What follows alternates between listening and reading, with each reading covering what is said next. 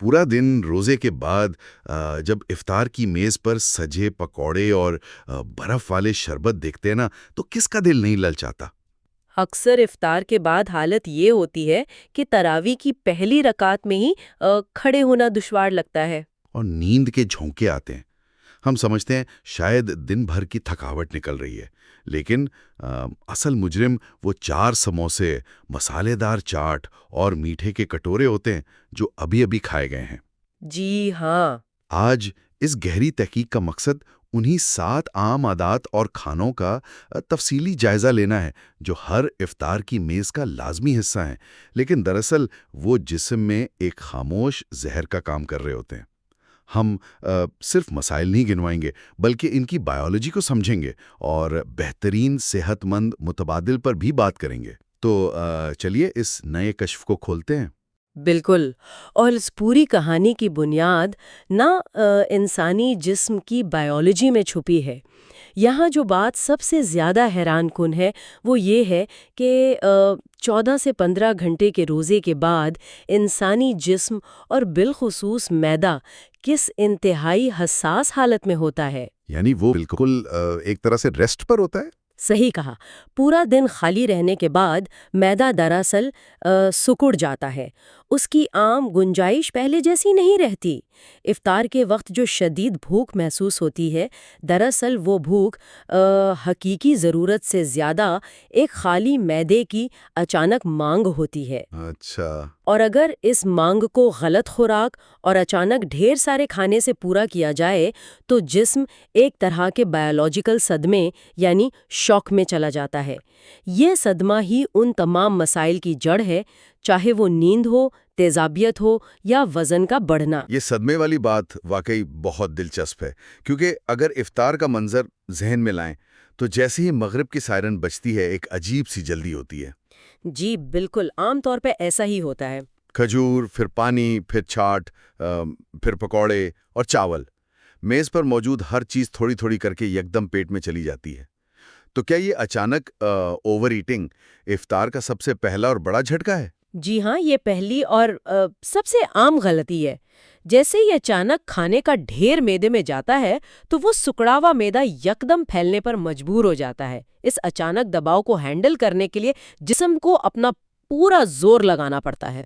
تو اس زور لگانے سے کیا ہوتا ہے جسم میں؟ ہوتا یہ ہے کہ دل کی دھڑکن اچانک تیز ہو جاتی ہے، کیونکہ خون کا بہاؤ جسم کے باقی حصوں سے ہٹ کر معدے کی طرف بڑھ جاتا ہے تاکہ اس کھانے کو ہضم کیا جا سکے۔ نتیجتاً کھانا اوپر کی طرف واپس آتا ہے، جسے ہم تیزابیت یا ایسڈ ریفلکس کہتے ہیں۔ بالکل صحیح۔ اور جب اتنا سارا کھانا ایک ساتھ ہضم ہونے لگتا ہے تو بلڈ شوگر اچانک شوٹ کر جاتی ہے۔ یہی وجہ ہے کہ تراویح کے وقت اچانک شدید نیند اور سستی آنے لگتی ہے۔ لیکن دیکھیں، کھانے کی زیادتی تو پھر بھی سمجھ آتی ہے، لیکن جب 14 گھنٹے کی پیاس ہو اور گرمیوں کا روزہ ہو اور سامنے برف سے بھرا ٹھنڈا شربت پڑا ہو تو اس وقت قدرتی مٹھاس یا کمرے کے درجہ حرارت والے پانی کا سوچنا بہت مشکل ہوتا ہے۔ میں بالکل سمجھ سکتی ہوں، یہ ایک فوری طلب ہوتی ہے۔ ہاں، تو یہ دوسری عادت جسم کے ساتھ کیا کھیل کھیلتی ہے؟ یہ برف والا ٹھنڈا پانی دراصل ہاضمے کے نظام کے لیے ایک سپیڈ بریکر کا کام کرتا ہے۔ اسے اس طرح سمجھیں کہ پورا دن خالی رہنے کی وجہ سے جسم اندر سے ایک مخصوص درجہ حرارت پر کام کر رہا ہوتا ہے۔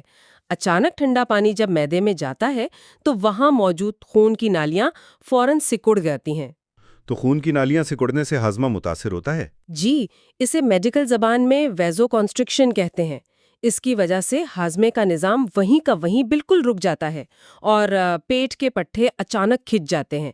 یہی وجہ ہے کہ پہلا گلاس پیتے ہی اکثر پیٹ میں درد، گیس یا مروڑ کی شکایت ہوتی ہے۔ یعنی ہم جس چیز کو پیاس بجھانا سمجھ رہے ہیں وہ دراصل نظام انہضام کو پیرالائز کر رہی ہوتی ہے۔ تو پھر اس کا بہترین متبادل کیا ہو سکتا ہے؟ اس کا بہترین حل تازہ پھلوں کا رس ہے، جیسے سیب یا انار کا رس جن میں برف نہ ہو، یا پھر بالکل سادہ پانی بہتر ہے۔ اگر ٹھنڈا پانی پینا ہی ہے تو افطار کے آدھے گھنٹے بعد پیا جائے جب معدہ نارمل حالت میں آ چکا ہو۔ صحیح۔ اور اسی دوران ایک اور عادت بہت عام دیکھی جاتی ہے، خاص طور پر ان لوگوں میں جو چائے یا کافی کے شدید شوقین ہیں۔ جی ہاں، ان کا روزہ کھجور سے کم اور چائے کے کپ سے زیادہ کھلتا ہے۔ خالی پیٹ فوراً چائے کا دوڑ چلنا، یہ تیسری بڑی غلطی معدے پر کیسا اثر ڈالتی ہے؟ خالی پیٹ کیفین کا استعمال دراصل معدے کی حالت کو مزید خراب کرتا ہے۔ 15 گھنٹے جب معدہ خالی ہوتا ہے تو اس کے اندر ہضم کرنے والا تیزاب یعنی سٹمک ایسڈ اکٹھا ہو جاتا ہے۔ کیفین کی خاصیت یہ ہے کہ یہ معدے میں تیزاب کی مقدار کو اچانک اور بڑھا دیتی ہے۔ مطلب ایک تو پہلے ہی تیزاب موجود ہے، اوپر سے کیفین نے اور تیزاب پیدا کر دیا۔ بالکل، یہ نیا تیزاب معدے کی نرم دیواروں کو نقصان پہنچاتا ہے، جس سے کرونکلی السر اور ایسیڈیٹی شروع ہو جاتی ہے۔ اگر چائے کی شدید طلب ہو تو اسے کھانے کے کچھ دیر بعد پیا جائے، یا ادرک اور دار چینی والا قہوہ استعمال کیا جائے جو تیزابیت نہیں بڑھاتا۔ یعنی افطار کے پہلے 5 منٹ ہی فیصلہ کر دیتے ہیں کہ آگے کی رات کیسی گزرے گی۔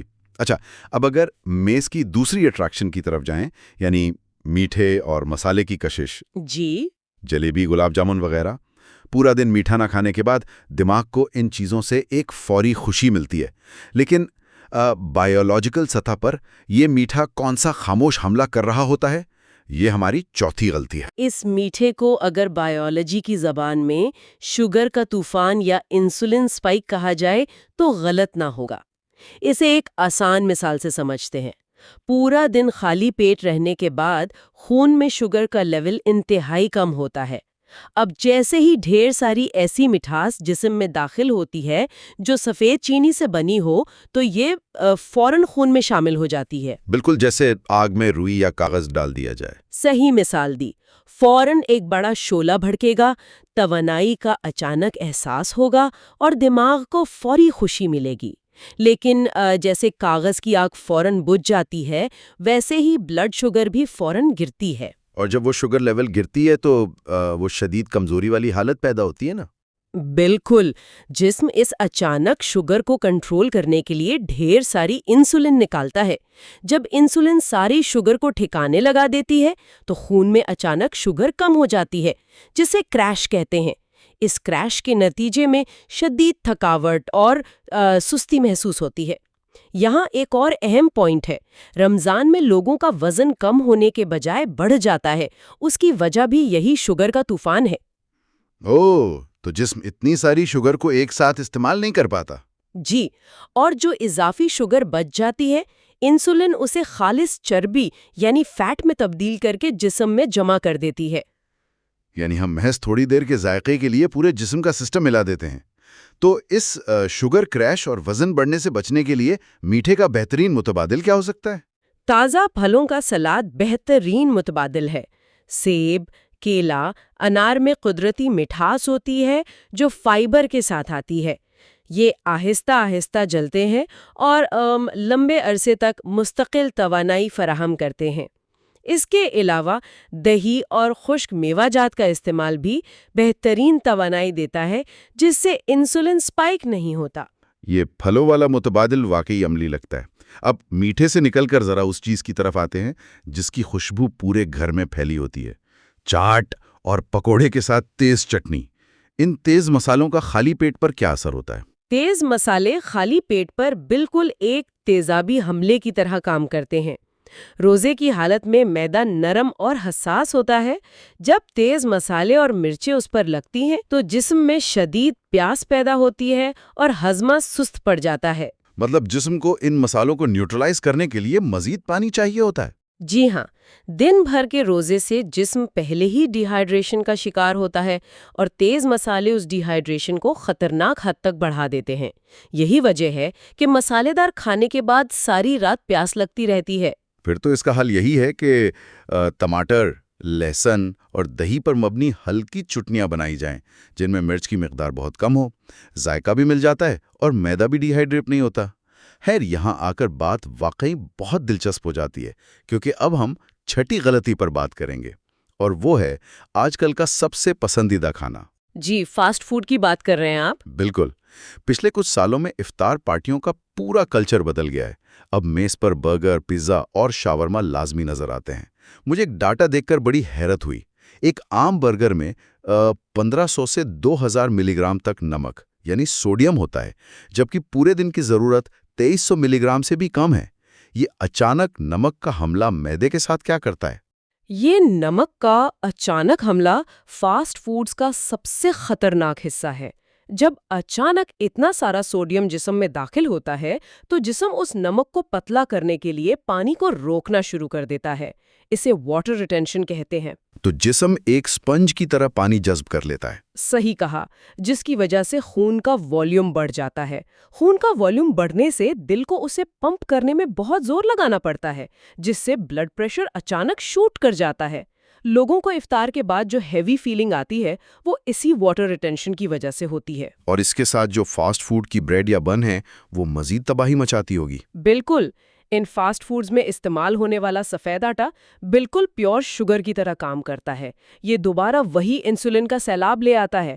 نمک کا دباؤ اور انسولین کی سپائک جب اکٹھے ہوتے ہیں تو افطار کے 30 سے 60 منٹ بعد ہاتھ پاؤں کمپنے لگتے ہیں اور شدید تھکاوٹ محسوس ہوتی ہے۔ یعنی جو توانائی ان کھانوں سے ملنی چاہیے وہ الٹا ہماری بچی کچی توانائی بھی نچوڑ لیتے ہیں۔ اس کا کوئی صحت مند متبادل جو نمک اور آٹے کی تباہی سے بچا سکے؟ اگر فاسٹ فوڈ کا شوق ہے ہی تو گھر پر بنے ہوئے گرلڈ چکن رول بہترین متبادل ہیں۔ اگر چکن کو زیتون کے تیل اور دہی میں میرینیٹ کر کے گرل کیا جائے اور سفید آٹے کی جگہ پوری گندم کی روٹی استعمال کی جائے تو یہ توانائی سے بھرپور پروٹین فراہم کرتا ہے۔ باڈی پر سوڈیم اور انسولین کا کوئی حملہ نہیں ہوتا۔ اچھا، اب آتی ہے افطار کی سب سے روایتی اور لازمی سمجھی جانے والی چیز، جو ہماری 7ویں غلطی بھی ہے، تلی ہوئی چیزیں جیسے سموسے اور پکوڑے۔ ان ڈیپ فرائیڈ چیزوں کی بائیولوجی کیا کہتی ہے؟ یہ ڈیپ فرائیڈ چیزوں کو اگر تیل کا زہر کہا جائے تو غلط نہیں ہوگا۔ یہ خاموشی سے اندر جاتے ہیں لیکن اندر جا کر پورا ٹریفک جام کر دیتے ہیں۔ اگر ہم اسے بڑی تصویر سے جوڑ کر دیکھیں تو تلی ہوئی چیزوں میں کمپلیکس لپڈز یعنی چکنائی ہوتی ہے، جسے ہضم کرنا معدے کے لیے سب سے مشکل کام ہے۔ تو خالی پیٹ میں جب اتنی بڑی مقدار میں تیل جاتا ہے تو جسم کو اسے ہضم کرنے میں اپنی ساری توانائی صرف کرنی پڑتی ہوگی؟ جی ہاں، جسم کو باہر سے انرجی ملنے کے بجائے اس کی اپنی انرجی اس تیل کو ڈائجسٹ کرنے میں لگ جاتی ہے۔ یہی وجہ ہے کہ تلی ہوئی چیزیں کھانے کے بعد انسان انتہائی بوجھل محسوس کرتا ہے۔ تو اس خواہش کا بھی متبادل نکال لیتے ہیں۔ آج کل ایئر فرائرز کا دور ہے۔ ہم ابلے ہوئے چنے، دال یا آلو کی ٹکیاں بنا سکتے ہیں جنہیں بغیر تیل کے پکا لیا جائے۔ ذائقہ وہی کرارا رہتا ہے لیکن تیل والا ٹریفک جام نہیں ہوتا۔ بالکل، یہ بہت بہتر رویہ ہے۔ تو ہم نے ابھی تک ان 7 عام کھانوں کی بائیولوجی سمجھی جو جسم میں طوفان برپا کر دیتے ہیں۔ اب سوال یہ پیدا ہوتا ہے کہ ان سب غلطیوں کو سامنے رکھتے ہوئے صحیح راستہ کیا ہے؟ ایک بہترین اور توانائی سے بھرپور افطار کو کس طرح ترتیب دیا جانا چاہیے تاکہ نیند اور تھکاوٹ سے بچا جا سکے؟ اس مسئلے کا بہترین حل ایک 3 درجہ یعنی 3 سٹیج فارمولا میں چھپا ہے۔ سب سے بڑی غلطی یہ ہوتی ہے کہ ہم پورے دن کا کھانا ایک ہی وقت میں افطار کے وقت معدے میں ڈال دیتے ہیں۔ اسے 3 حصوں میں تقسیم کرنا چاہیے۔ پہلا مرحلہ یہ ہے کہ روزے کا آغاز صرف 3 سے 5 کھجوروں اور کمرے کے درجہ حرارت والے سادہ پانی سے کیا جائے۔ کھجور کی اہمیت یہاں بہت ضروری ہے۔ جی، کیونکہ کھجور میں پوٹاشیم، میگنیشیم اور قدرتی فائبر ہوتا ہے۔ یہ خون میں شوگر کو فوراً شوٹ نہیں کرتا بلکہ آہستہ آہستہ بڑھاتا ہے۔ جسم کو فوراً توانائی ملتی ہے لیکن انسولین کی سپائک نہیں آتی۔ یہ پہلا مرحلہ تو واقعی بہت ہلکا پھلکا ہے۔ اور کھجور کے فوراً بعد جو اگلا قدم ہے وہاں کیا کرنا ہے؟ پہلے مرحلے کے بعد 10 سے 15 منٹ کا وقفہ انتہائی ضروری ہے۔ یہ وہ وقت ہوتا ہے جب عام طور پر مغرب کی نماز ادا کی جاتی ہے۔ اس وقفے میں ایک میجک ہوتا ہے۔ دراصل ہمارے معدے سے دماغ تک بھوک مٹنے کا سگنل پہنچنے میں وقت لگتا ہے۔ اس 15 منٹ میں دماغ کو پیغام مل جاتا ہے کہ کھانا آ چکا ہے، جس سے شدید والی بھوک آٹومیٹیکلی کم ہو جاتی ہے۔ زبردست۔ اس کے بعد دوسرا مرحلہ آتا ہوگا؟ جی، دوسرے مرحلے میں ہلکا کھانا شامل ہونا چاہیے، جیسے سیلڈ، دہی، ابلا ہوا انڈا یا چکن۔ ان میں موجود پروٹین اور فائبر ہضم پر بوجھ ڈالے بغیر پیٹ کو دیر تک بھرا رکھتے ہیں۔ اس کے بعد تیسرا مرحلہ تراویح کے بعد آتا ہے، جس میں مکمل کھانا یعنی روٹی، چاول یا سبزی مناسب مقدار میں کھا سکتے ہیں۔ اس ترتیب سے معدہ کبھی اوور لوڈ نہیں ہوتا۔ یہ نظام واقعی بہت منطقی لگتا ہے۔ آہستہ آہستہ گیئر شفٹ کرنے والی بات ہے۔ لیکن یہاں پانی کی کمی پوری کرنے کا بھی بڑا مسئلہ ہوتا ہے۔ اکثر لوگ افطار کے وقت 3 سے 4 گلاس پانی اکٹھے پی جاتے ہیں۔ پانی کا صحیح ٹائم ٹیبل کیا ہونا چاہیے؟ اچانک ڈھیر سارا پانی پینا گردوں یعنی کڈنیز پر بوجھ ڈالتا ہے۔ کڈنیز ایک وقت میں محسوس مقدار میں ہی پانی فلٹر کر سکتی ہیں۔ جب ہم ڈھیر سارا پانی پیتے ہیں تو وہ جسم سے فلش آؤٹ ہو جاتا ہے، ہائیڈریٹ نہیں کرتا۔ صحیح نظام یہ ہے کہ افطار سے لے کر رات سونے تک ہر گھنٹے صرف 1 گلاس پانی پیا جائے۔ اس طرح آسانی سے 2.5 سے 3 لیٹر پانی کا ہدف پورا ہو جاتا ہے۔ جی، اور جسم آہستہ آہستہ ہائیڈریٹ ہوتا ہے۔ اگر اس پانی میں تھوڑا سا لیموں، پودینہ یا کالا نمک شامل کر لیا جائے تو یہ قدرتی الیکٹرولائٹس فراہم کرتا ہے۔ یہ الیکٹرولائٹس پٹھوں کے کھچاؤ اور ویکنس کو فوراً ٹھیک کر دیتے ہیں۔ مشہور ہے افطار کی میز کے لیے۔ میز پر 5 مختلف رنگ شامل کرنے کا بائیولوجیکل فائدہ کیا ہے؟ 5 مختلف رنگ جیسے لال ٹماٹر، ہرا کھیرا، پالک، پیلا لیموں یا لال انار، یہ مختلف رنگ دراصل مختلف اینٹی آکسیڈنٹس کی علامت ہے۔ جب ہم پورا دن بھوکے رہتے ہیں اور غلط عادات اپنا لیتے ہیں تو جسم میں سوجن یعنی انفلیمیشن پیدا ہوتی ہے۔ جب غلط کھانا پیٹ میں جاتا ہے تو سیلولر لیول پر سوجن ہوتی ہے، جس سے جسم سست محسوس کرتا ہے۔ پھلوں اور سبزیوں کے یہ 5 رنگ اس سوجن کو قدرتی طور پر کام کرتے ہیں۔ اور اس پورے نظام میں ایک آخری اضافہ چہل قدمی کا بھی ہونا چاہیے۔ افطار اور نماز کے بعد 15 منٹ کی ہلکی چہل قدمی بلڈ شوگر کو جادوئی طریقے سے کنٹرول میں رکھتی ہے اور ہضمے کو تیز کرتی ہے۔ بالکل۔ گھنٹے کے بعد اچانک بھاری مقدار میں تیل، نمک اور چینی پیٹ میں ڈالنا ہی وہ خاموش زہر ہیں جو تھکاوٹ کا باعث بنتے ہیں۔ صرف کھانے کی ترتیب بدل لینے سے اور درجہ حرارت ٹھیک کرنے سے اس پورے مہینے کو توانائی کا ذریعہ بنایا جا سکتا ہے۔ مقصد کھانوں سے محروم ہونا نہیں بلکہ عقل مندی سے کھانا ہے۔ بالکل صحیح فرمایا آپ نے۔ اس سے ایک اہم سوال پیدا ہوتا ہے۔ اگر صرف شام کے وقت افطار کی ترتیب بدلنے سے جسم کی توانائی میں اتنا بڑا انقلاب آ سکتا ہے تو ذرا سوچئے، دن کے آغاز میں یعنی سحری کے وقت ہم جو کچھ کھاتے ہیں وہ ہمارے جسم کی بائیولوجی اور دماغی صلاحیت پر پورا دن کیا اثر ڈالتا ہوگا۔ جی ہاں۔ اگر سحری میں کچھ ایسی چیزیں شامل کر لی جائیں جو پورا دن تھکاوٹ کا احساس ہی نہ ہونے دیں تو کیا جسم اس توانائی کا اور بہترین استعمال نہیں کر سکتا؟ یہ ایک ایسی حقیقت ہے جس پر آگے مزید غور کیا جا سکتا ہے۔ امید ہے اس تحقیق سے صحت کے نئے دروازے کھلیں گے۔